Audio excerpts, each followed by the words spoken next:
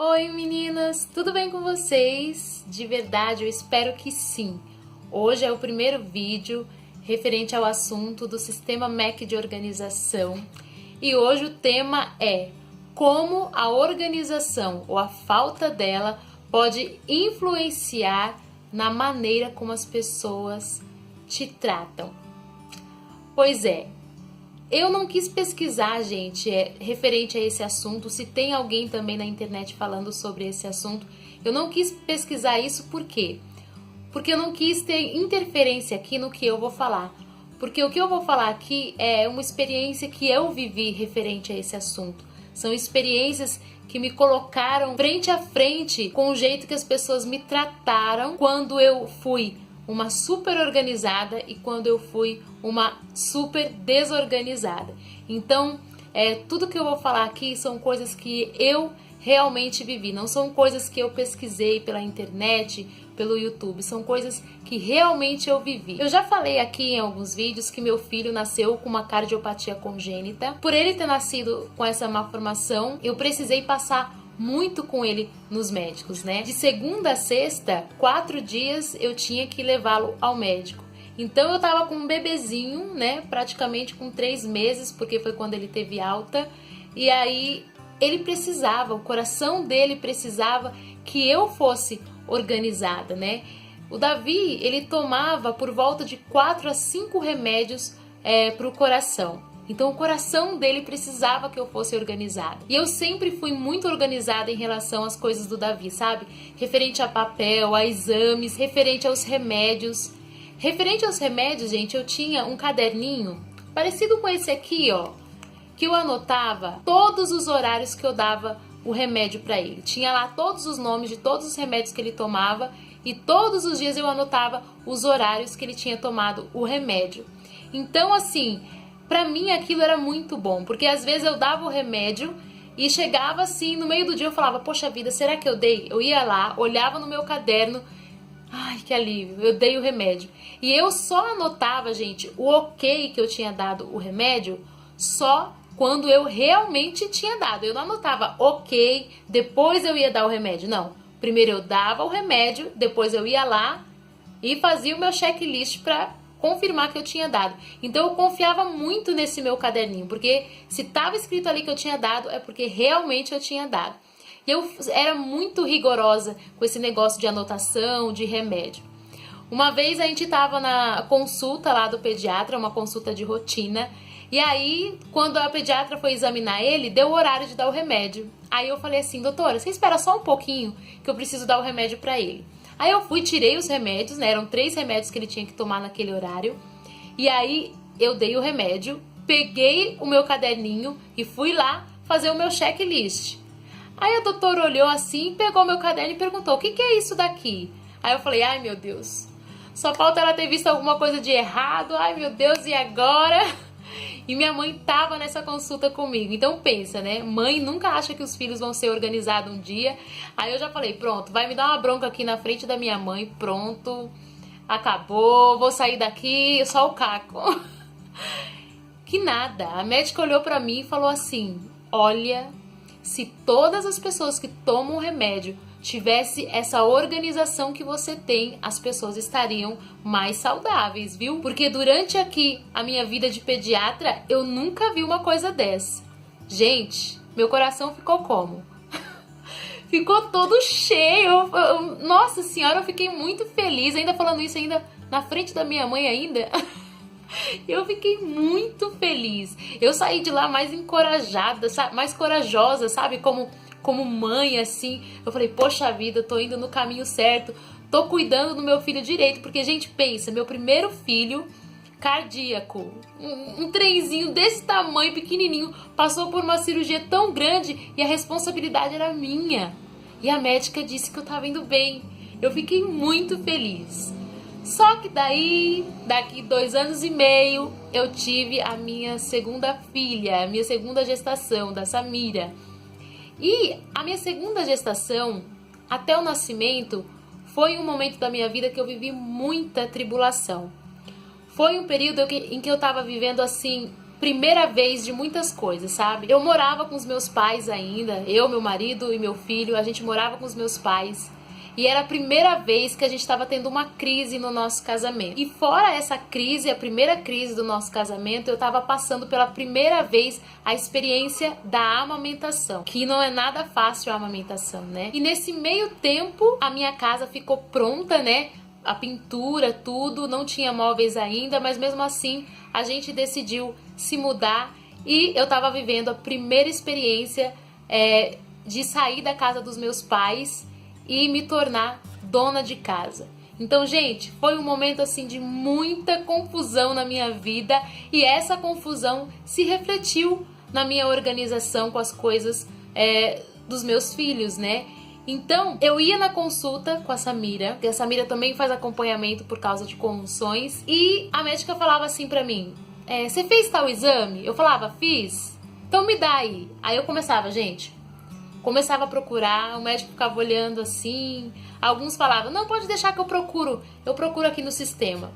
E aquilo, gente, deixava meu coração assim, ó, muito, sabe, apertado, porque eu não era uma pessoa desorganizada, né? A minha vontade era de olhar para o médico e falar assim, não, peraí, eu sou organizada porque eu tô passando por isso, A minha vontade era de dar uma explicação para tudo isso, né? Então, assim, a falta de organização com as coisas dos meus filhos deixava assim meu coração muito apertado. Recentemente vocês viram agora como está a pasta deles, né? Porém, gente, foi exatamente aqui, quando eu comecei a me organizar. Chegou um tempo que eu falei assim, poxa vida, agora minha vida já está estabilizada. Eu preciso organizar as coisas dos meus filhos, porque, gente, se tem uma coisa que é fácil a gente se acomodar é com a falta de desorganização. A gente vai deixando acumular, quando vê, a gente não tá nem aí mais. E aí eu falei assim, não, eu preciso mudar, preciso voltar a me organizar. E depois que eu decidi me reorganizar, eu passei numa consulta com a minha filha e a médica falou assim, deixa eu ver o exame dela, tal. Aí eu, papum, já dei o exame, aí ela olhou minha pasta e falou, nossa, que bom que você é organizada. Foi aí que eu tive um insight e falei assim, gente, a organização, ela reflete muito na maneira como as pessoas nos tratam. E o que eu quero dizer com tudo isso, gente? Não é que quando eu estava desorganizada, os médicos me trataram mal. Mas eles não tiveram credibilidade em mim, sabe? Nas minhas palavras. Foi isso que eu percebi. Quando a gente não é organizado, as pessoas perdem a credibilidade naquilo que a gente fala, sabe? É igual quando a gente fica com o nome sujo na praça.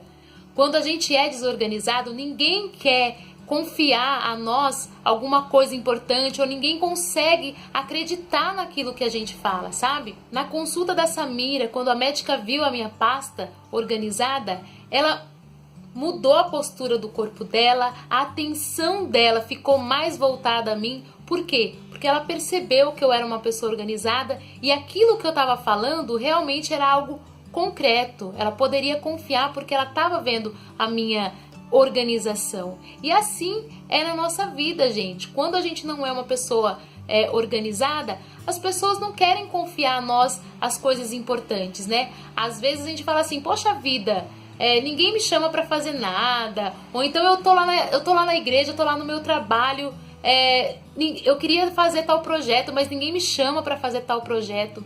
Será que as pessoas não estão observando a sua desorganização? Porque a desorganização faz a gente perder a nossa credibilidade.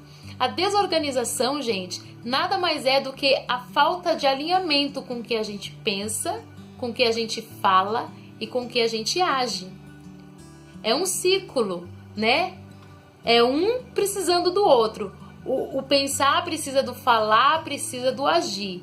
E a gente precisa ter essas três coisas alinhadas, porque não adianta eu pensar, falar e não agir.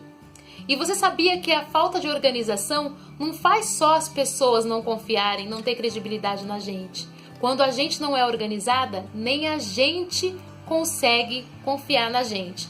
Sabe como que a gente percebe isso? Porque a gente começa a falar, isso não é pra mim, eu não consigo fazer isso, eu tô com medo. Por quê? Porque a gente sabe o quanto a gente é desorganizada, o quanto a gente não cumpre com aquilo que a gente mesmo fala. Então a gente vai, dando passinho para trás, sabe? Então, a falta de organização faz isso com a gente, é algo muito sério. Sabe por que eu digo que a organização faz você se sentir mais segura? Porque na época, quando meu filho passava mal, a minha mãe perguntava assim: você deu remédio para ele? E eu mostrava o caderno, eu falava aqui, eu dei. Eu acreditava, sabe, nas minhas anotações. Eu acreditava em mim. Então, eu tinha autoridade para falar aquilo. Então, eu me sentia forte. Quando a gente tem a organização, a gente tem a nossa verdade. Quando a gente tem a falta da organização, a gente fica assim, ciscando para lá e para cá, no acho, talvez, será. Então, a organização, gente, ela é fundamental para a nossa vida. A sua casa, os seus filhos, você, os seus amigos precisam que você seja organizado. Então, se hoje você quer começar a dar o primeiro passo para a organização, comece a entrar em alinhamento com o seu pensar, com o seu falar e com o seu agir. E como fazer isso? O pensar, gente, a gente pode começar a organizar através da escrita, escrevendo aquilo que a gente pensa. Eu não vou me aprofundar muito nisso porque vamos ter um vídeo que a gente vai falar sobre isso. Então, organize os seus pensamentos escrevendo. Escreve os seus pensamentos. Organize num papel. Depois, use a sua fala para se comprometer com o seu pensamento, com a sua estratégia, né? E depois, com o seu agir, com a sua ação, você confirma, você fecha o ciclo de organização. É assim que a gente vai alinhando para a gente começar a ser uma pessoa mais organizada e poder começar a passar uma imagem de que, eu falo e cumpro. Porque se tem uma coisa que a pessoa desorganizada leva a fama, é a fama de enrolado. Não dá nada ali para aquela pessoa não, porque aquela pessoa é enrolada. Porque fala uma coisa e faz outra. Isso é a fama da pessoa que é desorganizada. Então eu tenho certeza que assim como eu, você também não quer ter essa fama. Bom, meninas, essa foi a minha experiência com a organização e com a falta de organização. Eu agradeço demais por você ter ficado até agora aqui comigo, compartilhando comigo aqui dessa experiência. Eu agradeço muito. Passa lá no Instagram, @maternidadeemcasaoficial.